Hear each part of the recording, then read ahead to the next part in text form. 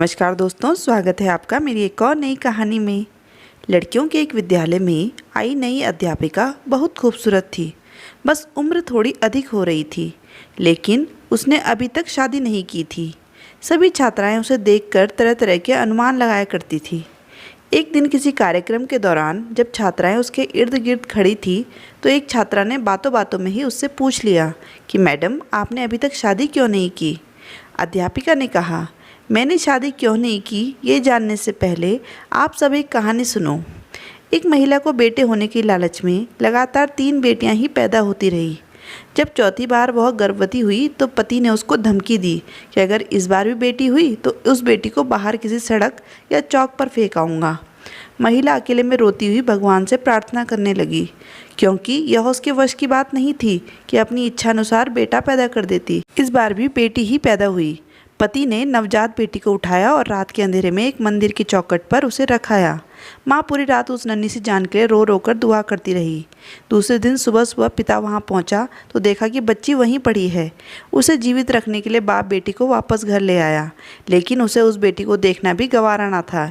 1-2 बार पिता फिर से बेटी को बाहर छोड़कर आया, पर सुबह उसे वहीं पर पाकर वापस घर ले आया। अब वह उसे ईश्वर की मर्जी मानकर पालने लगा। फिर 1 वर्ष बाद माँ जब फिर से गर्भवती हुई तो इस बार उनको बेटा हुआ, लेकिन कुछ ही दिन बाद 4 बेटियों में से एक बेटी की मौत हो गई। यहाँ तक कि माँ 3 बार गर्भवती हुई और हर बार बेटे ही हुए, लेकिन हर बार उसकी बेटियों में से एक बेटी इस दुनिया से चली जाती। अध्यापिका की आंखों से आंसू गिरने लगे थे। उसने आंसू पोंछकर आगे कहना शुरू किया, अब सिर्फ एक ही बेटी जिंदा बची थी और वह वही बेटी थी जिससे बाप जान छुड़ाना चाह रहा था। एक दिन अचानक माँ भी इस दुनिया से चली गई। इधर 3 बेटे और एक बेटी, सब धीरे धीरे बड़े हो गए। अध्यापिका ने फिर कहा, पता है वह बेटी जो जिंदा बची रही वो मैं ही हूँ।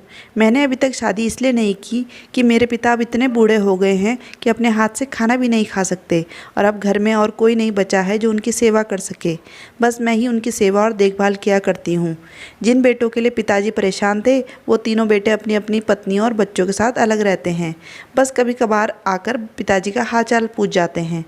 वह थोड़ा मुस्कुराई, फिर बोली, मेरे पिताजी अब हर दिन शर्मिंदगी के साथ रो रो कर मुझसे कहा करते हैं, मेरी प्यारी बेटी, जो कुछ मैंने बचपन में तेरे साथ किया उसके लिए मुझे माफ़ कर देना।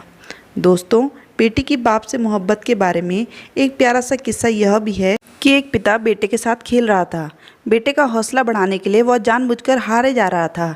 दूर बैठी बेटी बाप की हार बर्दाश्त न कर सकी और बाप के साथ लिपटकर रोते हुए बोली, पापा आप मेरे साथ खेलिए ताकि मैं आपकी जीत के लिए हार सकूं। दोस्तों, आज की कहानी आपको कैसी लगी कमेंट में ज़रूर बताइएगा। कहानी पूरी सुनने के लिए धन्यवाद।